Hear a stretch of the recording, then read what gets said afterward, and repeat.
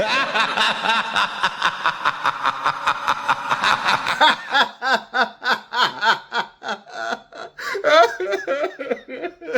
have so much work to do.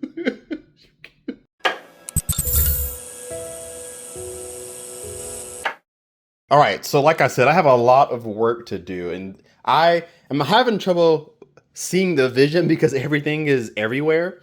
But let me talk to you guys my thought process, and then of course, you guys are welcome to put your opinion down below in the comment section. Also, subscribe if you're not already.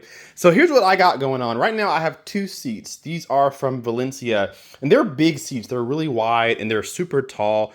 The headrest was an issue because it blocked the height of rear speakers and they're harder to hear. I've done some videos with Willy Onda. They are a luxury home theater seat company. I've done some videos with them. I hit them up because what I want to do is do a 5-seat kind of situation, right? Where these two seats will be in the back on risers. And then I'll have a row of 3 up front. I know usually you do 3 in the back, 2 up front, but because these are so tall, they're gonna be in the back, and then I'm gonna do a row of 3 in the front, and the back 2 will be on the risers. That's why this seat is more forward than this, because I wanted to see how much space I had if I do 2 rows, and there's tons of space from here to the screen, and then the back row here. Of course, this is pushed up against the wall, so I'll move it up a little bit. But I want to start kind of mapping it out because I want to make a riser and I need a walkway here. So my thoughts are, when you come into the room, here's the door. Plenty of space to walk through with that speaker there. You come in, obviously the screen's going to be on this wall. You guys wanted it on this wall, it will be on this wall. You come in, you take a left, and now you're headed to your seat. I am gonna do another plexiglass door. This is from the other closet and the door is slightly smaller. So I will be making a new frame, but I wanna do glass again because I love the look of it. So when you walk through, you come through the aisle here, you see the amp rack, you keep going. If you're sitting on the 3rd row, you'll now have a riser here.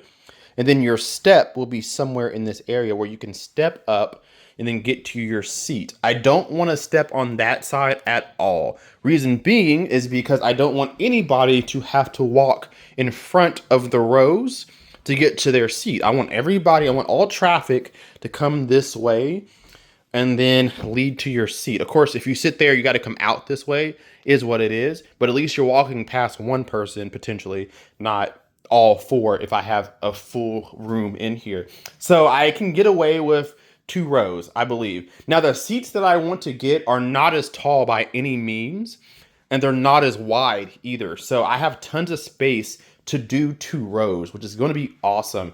If for some reason I don't like the 2-row configuration, what I will do instead is do 1 row of 3, and I'll put it on a riser, and then I'll put this beanbag chair in front of it, and then push the row a little bit further back. Or I think plan B, that's probably plan C. Plan B would be to do a row of 3 and then put a bar back here with some stools.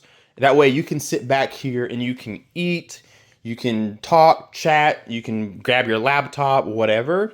So there'll be a bar here with some stools. There'll be 3 seats most likely, and then that will be elevated so you can make sure that you can see over top of the chairs if necessary. So plan A is to try to do a row of 2 in the back, 3 in the front. Can I make this wider? There we go.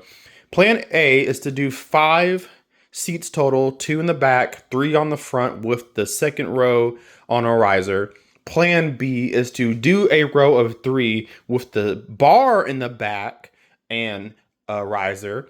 And then plan C is to do 1 row of 3 on a riser with a beanbag chair in the middle. One of those 3 is going to happen, but I moved this room because I want more seats. I want more space, and I have it. I think this will work out pretty good. So that's my seating situation. Let me zoom back to ×1 zoom. So all of my subs here, I have 3 of the 4. The other one's still in the ceiling. I haven't taken it down. But I have 3 subs here. And this is, I don't know where they're going to go because it really depends on where they sound good. In my previous setup, I had a sub just to the right of the left speaker, and then the other sub just to the left of the right speaker in this area. And then I had one in the ceiling up there in a corner, and then I had one down in the other corner down here. I may still do that same thing, but now I have space for all the subs to be in the room. So I may put one over there, one over there, one over here, one over here. I may just start with that and see with my DSP what kind of EQ I can get going, how it sounds. Or I can kind of mix it up where I can do one over there under that window. I can put one like I used to in the closet. I can put one, this is cut out because I had a sub in there at the time. I can do that same thing, put a sub here, and then depending on my seating setup, maybe still put one up there and one up there or whatever. We'll have to play around. So I have a lot of options. I don't know what I want to do yet. The first thing that I'm going to do with this room is start putting my speakers where I think I want them to go.